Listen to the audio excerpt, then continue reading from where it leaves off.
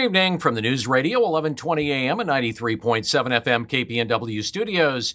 I am Jorge, also known as Bill London in my other life. I do the wake-up call 6 a.m. to 9 a.m. Monday through Fridays here on KPNW. It streams at kpnw.com. And tonight's news is brought to you by Dr. Michael Bratland of Chris Dental, where they're actually working on my crown. I had an old crown that needed to come off because it was, well, shall we say, failing. And right now, I'm speaking to you with a temporary crown as my new crown is being made here in the U.S. of A. And they did a great job. Seriously. I am actually one of those people really picky about my dentists. And I will say they really do a great job. And they got this cool thing that scans your teeth so you don't need to do an impression. That was awesome. So yeah, if you want to go there for Star Wars technology, you're going to find that too. All right. Anyway, here's a look at the news. So the U.S. Army Corps of Engineers, they unveiled their plans for the drawdowns of Green Peter Reservoir and Lookout Point in an announcement that they made on Wednesday. So it's a continuation of an environmentalist-driven court-ordered drawdown that first started in 2023, which came as a surprise to everyone but the Army Corps. Now, it was a result of a court order that said you're going to have to drain these down because it's bad for Chinook salmon and it's also bad for steelhead.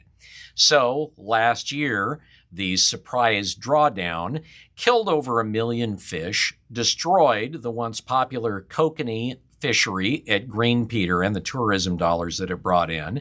It depleted wells in the area. It damaged city water systems in Sweet Home and Lebanon and left brown sludge coming out of people's water taps. So yeah, there were issues. Now, the current water elevation at Lookout Point is 820 feet, and they hope to bring it down to 750 feet by the middle of November. And then after that, the Corps is going to look at drawing it down potentially further, and then they're going to let everybody know that they can expect turbidity. That is a nice way of saying your water is going to turn to gunk. For Lookout Point, the drawdown this year won't look much different from 2023, but they say they're going to do more monitoring. Green Peter Reservoir, on the other hand, will see a change. They're going to start on that project on November 15th through December 15th. Eventually, they say they want to transition the Lookout Point operation to essentially mirror what they're doing at Green Peter. And they say these drawdowns are going to be continuing annually going into the future. And for communities that relied on Green Peter and Lookout Point, the message, while unstated, is pretty clear. You didn't like it last year, you're probably not going to like it this year. Suck it up. State officials say they've found more, yet more, incorrect voter registrations completed under Oregon's motor voter program. Now, the DMV has been reviewing the program since more than 1,200 non-U.S. citizens were registered to vote. Now they've found another 302, which they're blaming on a variety of reasons. The governor has ordered an outside review and also paused the motor voter program. So the Oregon Republican Party is calling for a full audit of voter registrations to make sure there are no more mistakes, like people that have actually moved out of state, that have moved to different counties, that have changed their names or died. Well, now it's been announced that there was yet another batch, like I said, the 302 that went through the system. And now they're being inactivated, but those 302 folks were caught too late, which means they're going to be getting ballots in the mail. By the way, if you want to register to vote in Oregon, you've got to register by next Tuesday. So I am always amused by these particular stories. This has to do with Marriott International, and they reached a $52 million settlement with Oregon and 49 other states over a data breach. And it was a 4-year data breach, pretty big. The hack targeted Marriott's Starwood system database, which comprised more than 131 million guest records. And the lawsuit contends that had Marriott followed its own security policies after acquiring Starwood back in 2016, the data breach would have been prevented. Oregon was actually one of the lead states in the lawsuit, and it'll get $2.1 million, which goes to the Attorney General's Consumer Protection Fund. Now, I find it interesting because the way, in particular, that Oregon law is set up, that it has all of these requirements on data breaches, and security, and holds companies, be they public or private, holds them responsible to the tune of also civil suits like this for those data breaches. The question is, why doesn't the state of Oregon follow its own laws when the state of Oregon has massive data breaches? Like, for instance, 6 months ago, when the Oregon Health Authority actually let out that, everybody that's on the Oregon Health Plan or on Medicare in Oregon, all of their data, including, Social Security numbers, phone numbers, addresses, ages, and medical data was breached for all of them, to which the state didn't even offer identity coverage or credit coverage or anything like that, credit protection. All they did was, we're sorry. Same thing happened, by the way, when the state released the data of all Oregon state employees showing who had been vaccinated and who hadn't, even though they were not supposed to release that information because, of course, it's private and it's HIPAA, and it named each of the employees and whether they'd been vaccinated or not. And not only was the data breached, the data was given to a newspaper. They said, sorry, it was a mistake. Well, this past week, Oregon Governor Tina Kotek held a press conference praising her efforts for housing 650 homeless people through what she calls her homeless initiatives. And, 650 people off the streets, that sounds good, except for one thing. And that is because of the latest numbers that have been released from Portland State University. You see, Oregon's homeless crisis grew by 8.5%. That's 1,700 new homeless people in Oregon in a single year. So for every homeless person that Kotek actually put into housing, 3 more homeless people showed up here in the state. Kotek's homeless initiatives, along with local efforts, have been and are costing billions in new taxes to fund homeless and affordable housing programs and the like, and have over the last 6 years.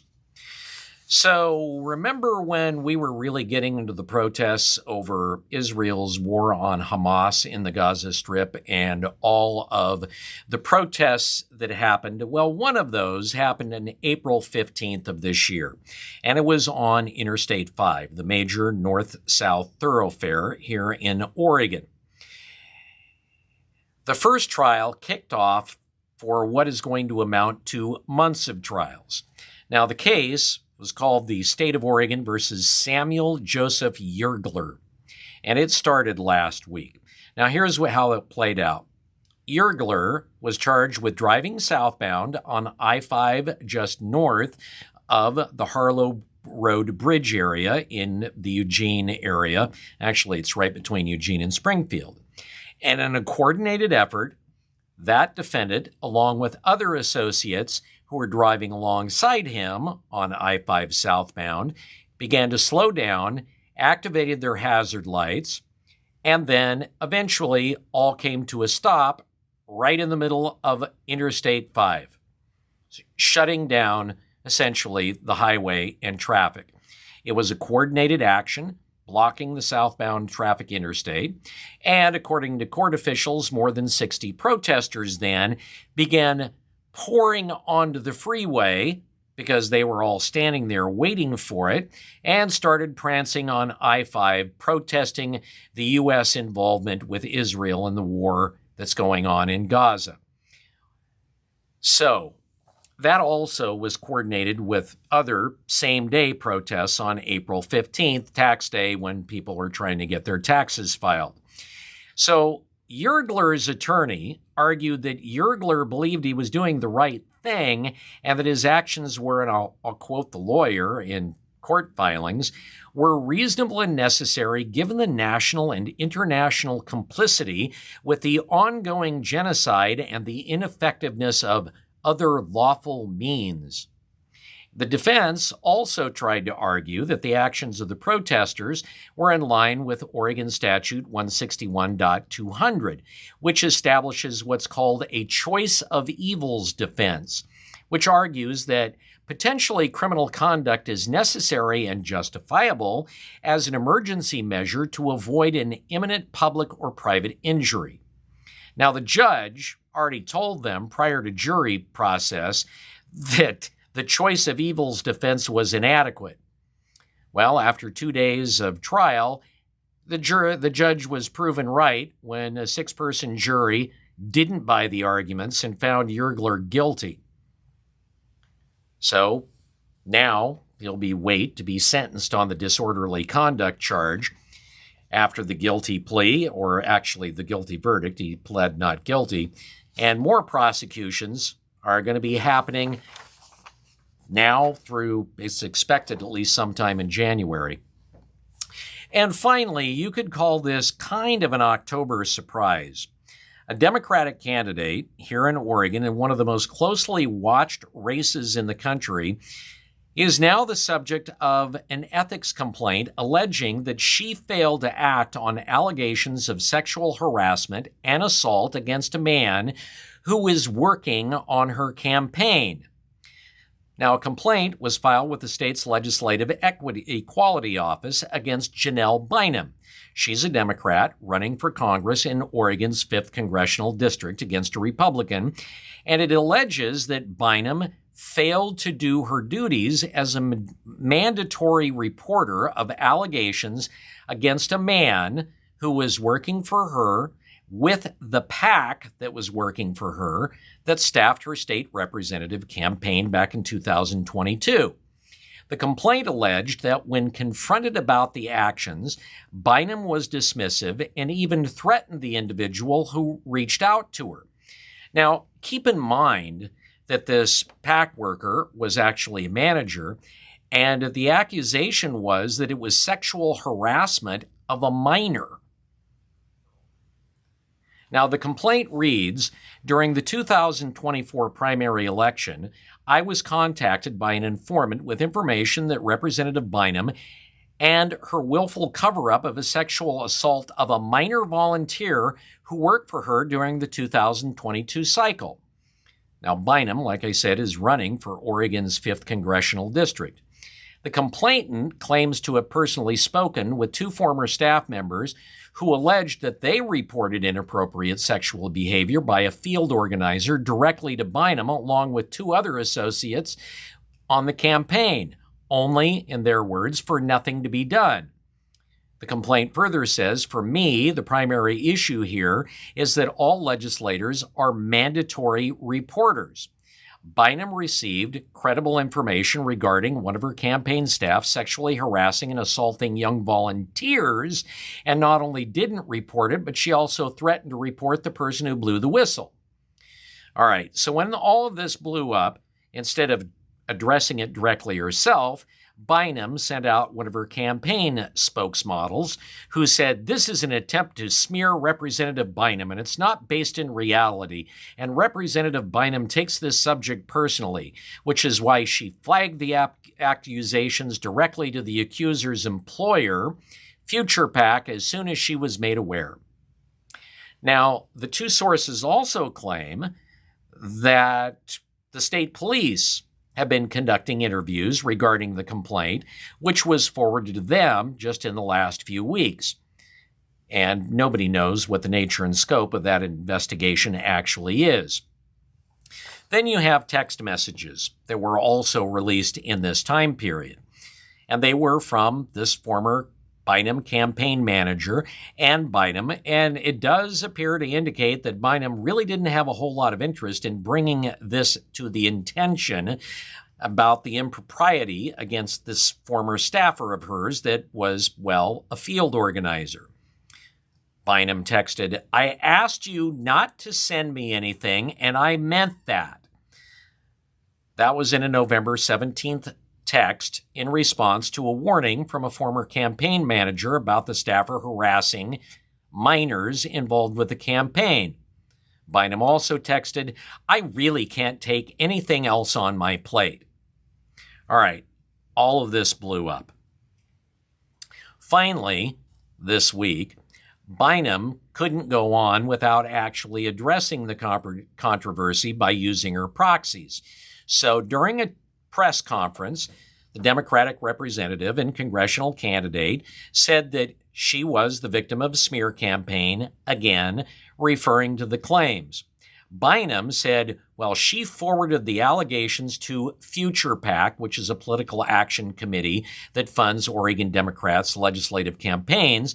She said that was what she was required to do. Now, I kept mentioning mandatory reporter. So legally in Oregon, a mandatory reporter is someone like, for instance, a legislator, a police officer, a doctor, a nurse, a teacher, and others who are required by law, if they know of abuse of a child going on, they are required by law to contact law enforcement, not another government agency, not the boss of someone. They are required to reach out to police. It is in Oregon law. Danielle Tudor of Crime Victims United said yesterday, legislators must report alleged sexual abuse of minors. The law is clear. She further went on to say, unfortunately, Representative Bynum is again prioritizing the accused while ignoring the rights of victims, in direct violation of Oregon law. Welcome to Oregon. All right, this news brought to you by Dr. Michael Bratland, who took my old crown out. It's time for Rick now to roll out the reel.